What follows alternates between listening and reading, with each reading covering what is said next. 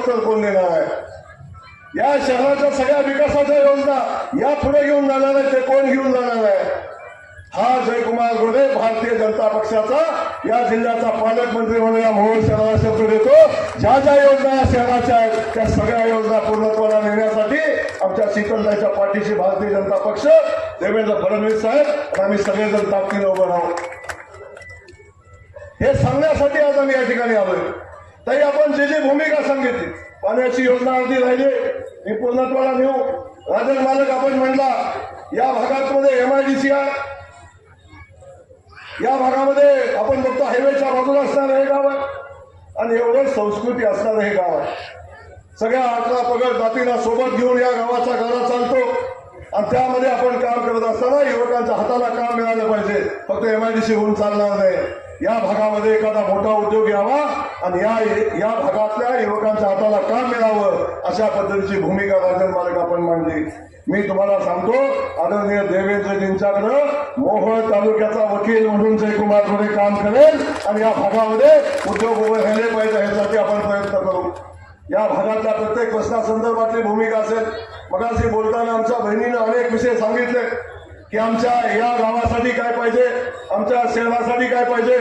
200 कोटी रुपयाचा निधी या शहराच्या रस्त्यासाठी मिळाला पाहिजे अशा पद्धतीची भूमिका आमच्या ताईने मांडली, माझ्या सगळ्या सहकार्याने मांडली, माझ्या आमदारांनी मांडली. मी तुम्हाला सगळ्यांना शब्द देतो, 200 कोटी रुपयाचा निधी या शहराच्या रस्त्यासाठी मंजूर करण्याचा शब्द फक्त तो 2 किंवा 3 टप्प्यामध्ये आपण देऊ, पण तो शब्द मी आपल्याला या मोहोळ शहराला या ठिकाणी उभा राहून देतोय. आमच्या ताईला फक्त नगराध्यक्ष करण्याचं काम तुम्ही करा, बाकी सगळ्या विकासाची भूमिका आमच्यावर सोडा, विकास करण्याचं काम आमच्यावर सोडा. कारण भारतीय जनता पक्ष सामान्य माणसाचं काम करतो, विकासाचं काम करतो. आज बघतोय, बघता मालक 3 खासदार असताना आमचा पक्ष एकाही राज्यामध्ये सत्ता नव्हती, बघता 23 राज्यामध्ये सत्ता. आपण बघितलं, अनेक विद्वान या ठिकाणी बोलतात, अनेक विद्वान या ठिकाणी सांगतात. कोण मतचोरीसाठी सांगतो, कोण म्हणतो इथं मतचोरी झाली, कोण म्हणतो इथं EVM घोटाळा झाला. मालक या लोकांना कळतच नाही भारतीय जनता पक्ष काय करतो. अरे भारतीय जनता पक्ष सामान्य माणसासाठी, सामान्य माणसाची सेवा करतो, लोकांच्या मध्ये जातो, जे लोकांना पाहिजे तो भारतीय जनता पक्ष देतो. लोकांमध्ये न जाता, जनतेमध्ये न जाता फक्त लोकांच्या मध्ये भ्रम निर्माण करायचा. कधी EVMचं सांगायचं, कधी भारतीय राज्यघटनेचं सांगायचं की घटनाच बदलणार आहे. फक्त नेगेटिव्ह सेट करायचा, लोकांच्या मध्ये शंका निर्माण करायची आणि मतं घ्यायचं काम केलं जातं. मी तर आमच्या लाडक्या बहिणी बसलेल्या आहेत इथं. या समाजातल्या प्रत्येक घटकासाठी भारतीय जनता पक्षानं एक ना एक योजना पुन्हा प्रत्येक माणसासाठी, प्रत्येक जनतेसाठी लाभ मिळेल अशी एक योजना तयार केलेली आहे.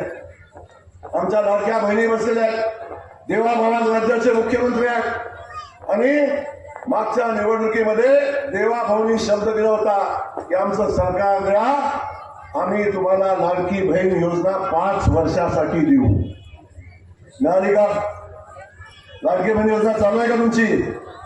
कुणाकुणाची चालू? हातवर करा बघू. अजून नाचतात बहिणी आमच्या. अरे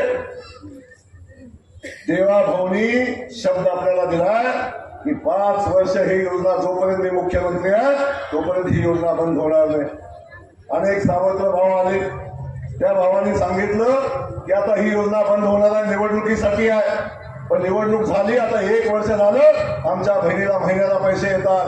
बहिणीला माहिती आहे, बहिणीला सक्का भाऊ सुद्धा, ताई खरं का नाही सांगा मला बघ, सक्का भाऊ सुद्धा भावाला राखी बांधायला आपण जाता की नाही जाता? सख्या भावाला राखी बांधायला गेल्यावर सुद्धा राखी बांधल्यावर 100 रुपये तुमच्या ताटात टाकताना भाऊ बायकोकडे बघतो आणि बायकोने मान हलवली तरच 100 रुपये खाली टाकतो. खरंय ना? बायकोची परवानगी आल्याशिवाय 100 रुपये देत नाही. आणि देवा भाऊ आपला असा भाव आहे की जो प्रत्येक महिन्याला आमच्या बहिणीच्या खात्यावर 1500 रुपये देतो, 1500 रुपये देतो. तुम्हीच मला सांगा, कोणाला मत द्यायला पाहिजे? कोणाला द्यायला पाहिजे?